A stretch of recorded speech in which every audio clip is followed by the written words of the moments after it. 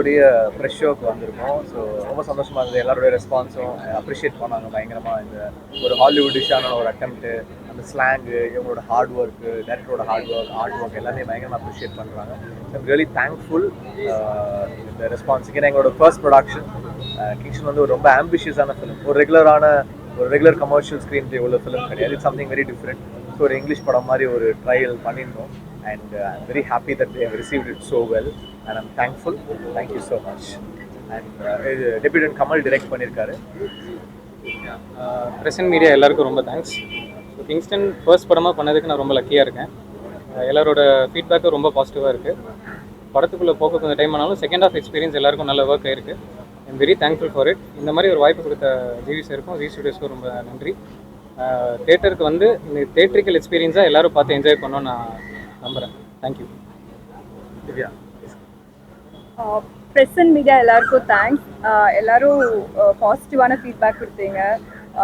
பயங்கர பாசிட்டிவாக ஃபீல் பண்ணுறோம் நாங்கள் எல்லாம். We are very grateful. கண்டிப்பாக இது வந்து தியேட்டரில் பார்க்கக்கூடிய படம். நீங்கள் தியேட்டரில் போய் பாருங்கள், அதோட எக்ஸ்பீரியன்ஸே வேறு மாதிரி இருக்கும்.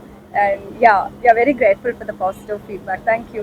ஏன்னா ஒரு பெரிய எஃபர்ட் பண்ணியிருந்தோம். அந்த எஃபர்ட் போட்டது வந்து அது எல்லாரும் மென்ஷன் பண்ணுறாங்க. பெரிய எஃபர்ட், பெரிய ஹார்ட் ஒர்க்கு, பெரிய ஒர்க் அப்படின்னு ப்ரெஸ் வந்து தட்டி கொடுக்கும்போது ரொம்ப சந்தோஷமாக இருக்குது. தேங்க்யூ. ஃபர்ஸ்ட் படம் டார்லிங் பேய் படம் பண்ணேன். அதுக்கப்புறம் இப்போதான் பேய் படம் பண்ணுறேன். தேங்க்யூ. இது ரொம்ப கஷ்டமான படம் ஷூட் பண்ணுறதுக்கு. ஏன்னா ஃபுல் படம் நம்ம கடலில் தான் வச்சு ஷூட் பண்ணுறோம்.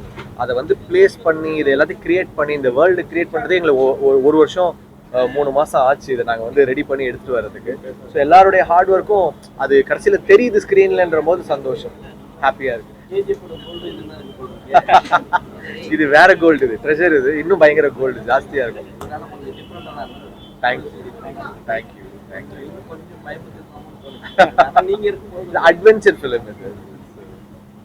செகண்ட் டைம் பேச்சுலர் மேடம் கூட சேர்றீங்க. என்ன அடுத்த பார்ட் ரெடியா வந்துட்டாங்களா?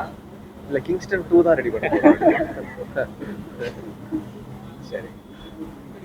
அந்த பேயை வந்து காட்டி வச்சீங்க. அது எதுல இருந்து ரெஃபரன்ஸ் எடுத்தீங்க? அதான் பேய் வந்து ரெஃபரன்ஸாக நம்ம என்ன எடுத்தோம்னா, ஒரு கடலுக்குள்ள ஒரு ஒரு ஆள் கடல் அரக்கன் தான். அது ஒரு பாடி வந்து உப்பு தண்ணியிலே இருந்தால் என்ன ஆகுங்கிற ஒரு ஐடியா ஒன்று பண்ணியிருந்தோம். அது ஃப்ளஷ் எல்லாம் இருக்கும், ஸ்கின்னு மட்டும் பீல் ஆஃப் ஆகிடும். ஸோ ஹாஃப் ராட்டனாக இருக்கணுங்கிற ஒரு ஐடியா இருந்துச்சு. ஸோ அதுலேருந்து எடுத்து சின்ன சின்ன படத்தோட எலிமெண்ட்ஸ்லாம் ஆட் பண்ணியிருக்கோம். படத்தில் பார்த்தீங்கன்னா கடல் அட்டைன்னு ஒரு விஷயத்தை இன்ட்ரடியூஸ் பண்ணியிருக்கோம். ஸோ அது கொஞ்சம் அங்கங்கே வரும், போன்ஸ் கொஞ்சம் தெரியும். ஸோ அந்த மாதிரி இந்த லேண்ட்ஸ்கேப்பில் ஒரு ஹாஃப் ராட்டன் கிரீச்சர் இருந்தால் எப்படி இருக்குங்கிறது தான் டிசைன். ஆனால் வந்து அது வந்து மக்களால் மூட நம்பிக்கையாக சொல்றீங்களா, இல்லை வந்து அது கடல் அரக்கனுக்காக? அதான் அது மூட நம்பிக்கை தான் அதோட பேஸு. அது சொல்ல வந்த கருத்தும் என்னன்னா, நம்ம சொசைட்டியாகவும் தப்புன்னு தான் சொல்றோம். ஆமாம், சொசைட்டியாகவும் நம்ம வந்து ஏதாவது ஒரு பிரச்சனையாச்சுன்னா முதல்ல அந்த பெண் சமூகத்தை ஈஸியாக அட்டாக் பண்ணிடுறோம், இல்லை அவங்கள ரெஸ்ட்ரிக்ட் பண்ணிடுறோங்கிறது தான் இந்த லேயரில் மீன் பண்ண ட்ரை பண்ணுறது. நம்ம ஊருக்கு ஏதோ பிரச்சனை அப்படின்னா கூட சம்மந்தமே இல்லாமல் இப்படி ஒரு விஷயத்த பண்ணுறாங்க, அது ஒரு மூட நம்பிக்கை வரும். ஒரு கிராமத்தில் ஒரு 40 வருஷமாக ஒரு பிரச்சனை இருக்குது அப்படின்னா அதை சரி பண்ணுறதுக்கு அவங்க என்னென்ன பண்ண முடியுமோ பண்ணுவாங்க. அதில் இது மூட நம்பிக்கையில் இது ஒன்று, அது தப்புன்னு தான் நம்ம சொல்கிறோம்.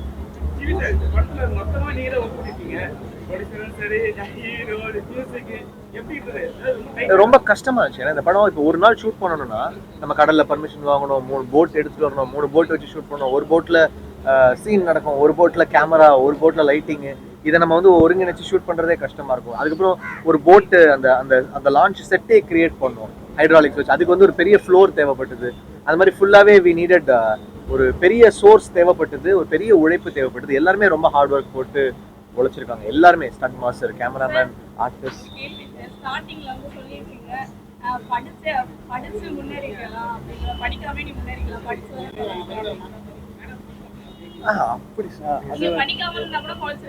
அதான் அது வந்து என்னன்னா, இப்போ இந்த ஊர்ல இருக்கிறவங்களோட வாழ்வியல் என்ன நம்ம காட்டுறோம். ஸோ அவங்களுக்கு வந்து ஒரு எப்படி சொல்ற ஒரு எந்த ரிசோர்ஸும் இல்லாத ஒரு கிராமத்தில் இருக்கிறவங்க தான் இவங்க. ஸோ அவங்களுக்கு அவங்களால படிக்கவும் முடியல, படிக்காமல் ஒரு கஷ்டப்பட்ட லைஃப்பில் தான் இருக்காங்க. அவங்களுக்கு அந்த பையனை பார்க்கும்போது அவங்க மென்டாலிட்டியில் அப்படி அவனுக்கு சொல்லுவாங்க, படிச்சிருந்தா கூட படிக்கலனா கூட எங்களை மாதிரி நீ ஏதோ பண்ணியிருப்ப, படித்ததுனால நிறைய கேள்வி கேட்பான் பாரு. அப்படி தான் நம்ம வந்து அதை கருத்தாக சொல்ல. ஆமாம், அந்த ஊரில் இருக்கிறவங்களுக்கு அதுதான் ரெஸ்ட்ரிக்ஷன். அவங்க வந்து ப்ராப்பரான எஜுகேஷன் கிடச்சி வேறு வேலைக்கு போய் அப்படி போகல. அந்த மீனவ கிராமத்தில் அவங்க ஒடுக்கப்பட்டு அங்கே மாட்டிக்கிட்டு இருக்காங்க. அதை அந்த லைஃப்பை ரிஃப்ளெக்ட் பண்ணுறதுக்கு இந்த மாதிரி டைலாக்ஸ் தேவைப்பட்டுச்சு. நன்றி சார். சின்ன ஒரு ஊத்தல் மட்டும் அதுக்கு தெளிவுபடுத்தினேன். மீனவர் பசங்களாம் வந்து மேக்ஸிமம் வந்து கடலுக்கு பிடிக்க போயிருக்காங்க. சரிங்களா? இதுல வந்து நீங்க வந்து அப்படிதான் காட்டியிருக்கீங்க. சார் எதனால காட்டுனீங்க? இல்லை, அது அந்த பர்டிகுலர் கேரக்டருக்கு தான் நம்ம காட்டியிருக்கோம். அவன் ஸ்டார்டிங்லேருந்தே கொஞ்சம் பயம் ஜாஸ்தியாக இருக்கிற கேரக்டராக இருக்கும்.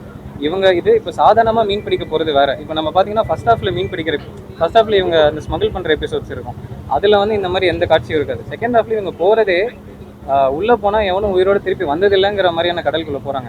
ஸோ போகும்போதே அந்த பயம், இது ஒரு ஃபேண்டசி. அது இப்போ நஜம் கடல் மீன் பிடிக்க நார்மலாக அவங்க போகல.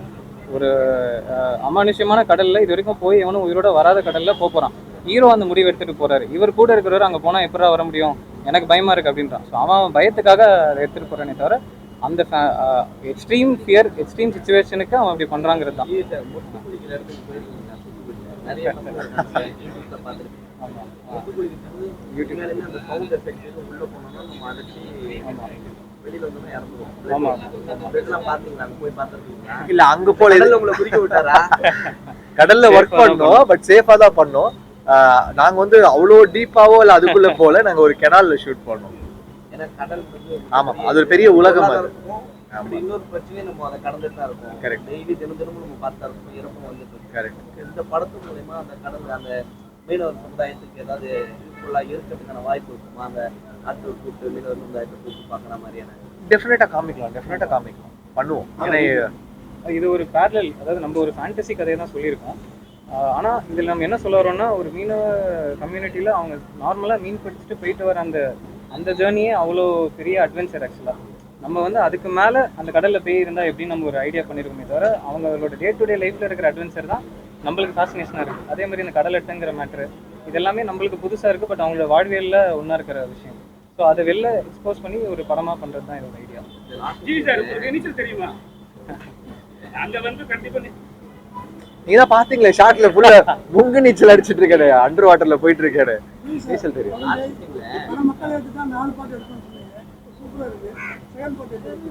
கண்டிப்பா இந்த இயர் எண்ட் ஸ்டார்ட் பண்ணிடுவோம். அக்டோபர்ல ஸ்டார்ட் பண்ணிடுவோம். சமீபத்துல 2 மாசமா பாத்தீங்கன்னா ரத்த வாடை உள்ள படங்கள் வரல.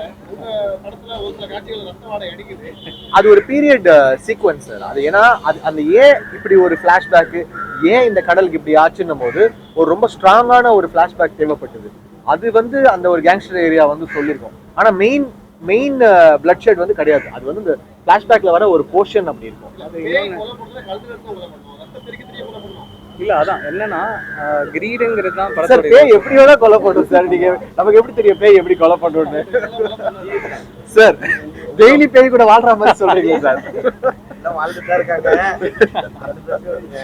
நீங்களும் சேர்ந்து அந்த பாட்லாம் பயங்கர எதிர்பார்ப்பு அதிகமா இருக்கு.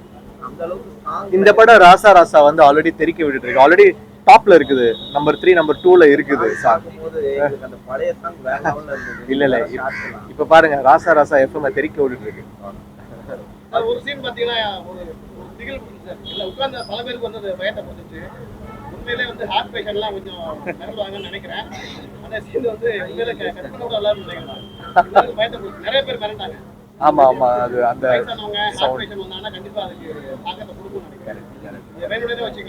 சார் பயமுறுத்துறதுக்கு ஒரு பேய் படத்துல டிஃபரெண்டா இந்த மாதிரி சீக்வென்சஸ் இருக்கும்.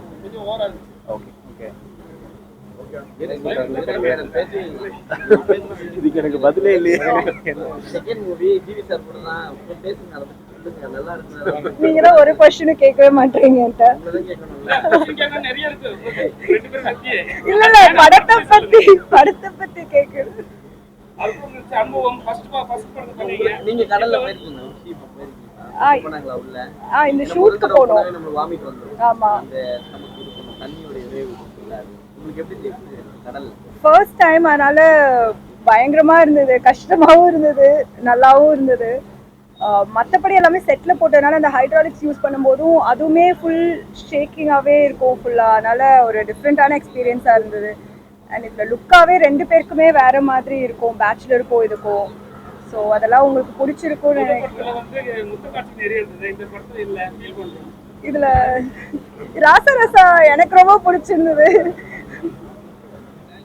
Thank you. Okay, thank you all. Thank you.